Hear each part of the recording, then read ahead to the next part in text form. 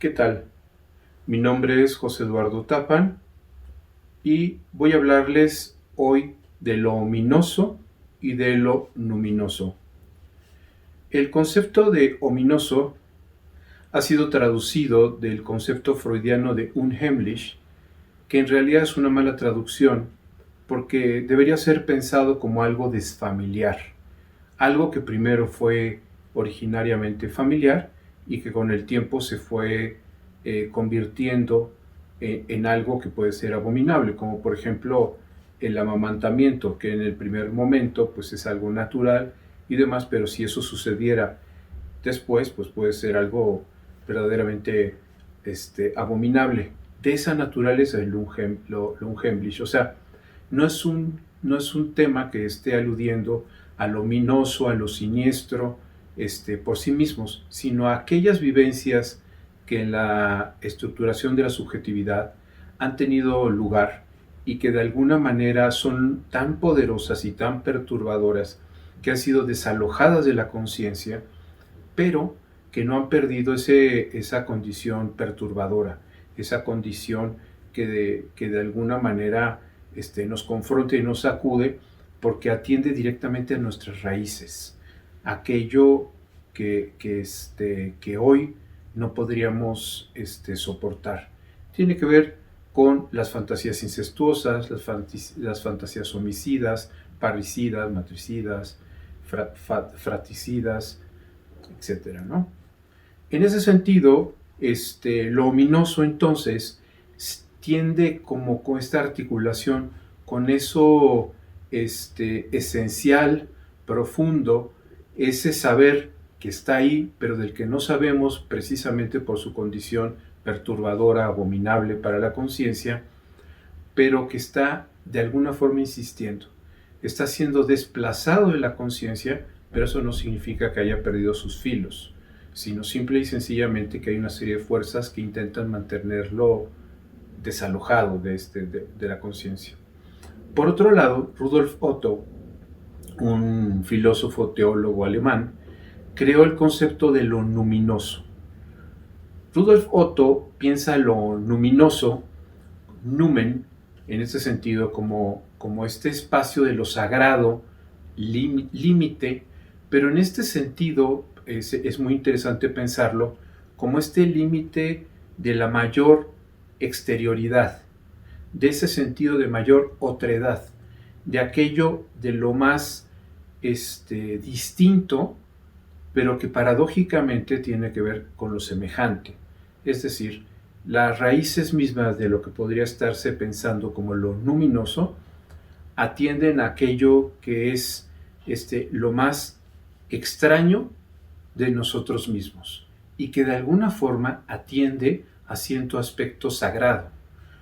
a todo este sentido que puede tener la maravilla de esta relación con este otro lacaniano que no es que somos, que es, digamos, este resorte, estos mecanismos, estos principios inconscientes que de repente aparecen extraños, totalmente desconocidos y que sorprenden al yo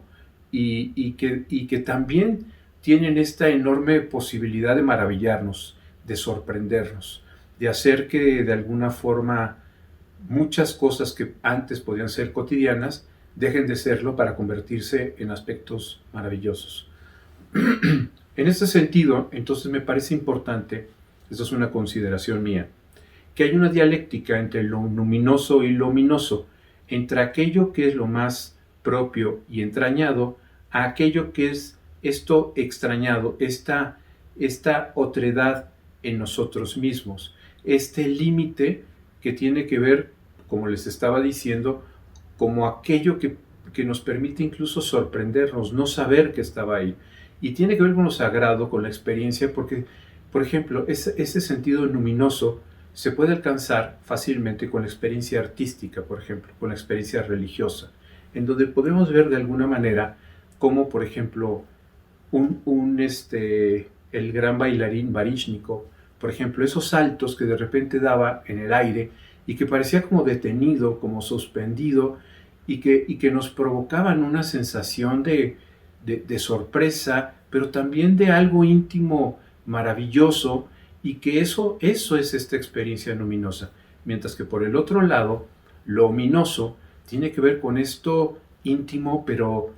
desagradable, pero confrontador. Eso que nos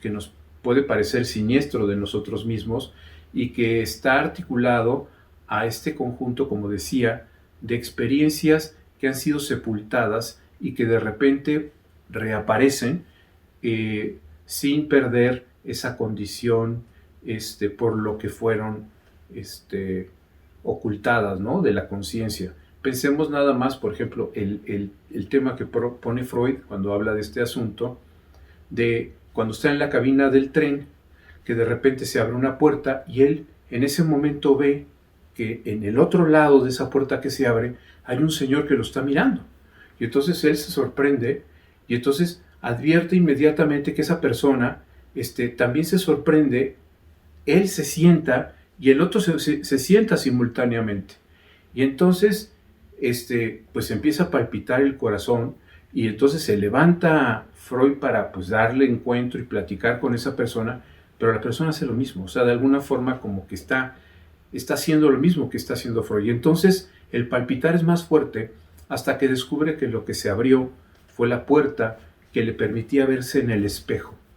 Entonces ese espejo que tiene que ver con el estadio de espejo de Lacan, este mecanismo inconsciente en cuando nos vimos por primera vez, que no nos vimos, que estábamos ahí y que aparece esa dimensión del moi, de descubrimiento de ser ese otro que está en el espejo, y que ese otro que está en el espejo y que nos marca a nosotros mismos en el sentido del je, de decir estoy ahí, pero eso no fue esa experiencia desde el punto de vista, digamos, de la estructuración de la subjetividad, aparece como ominosa porque fue algo desconcertante, fue algo terrible, fue algo que fue alejado de esta conciencia, ¿no? Entonces, en ese sentido es que podemos ver la articulación entre lo luminoso y lo ominoso. Gracias.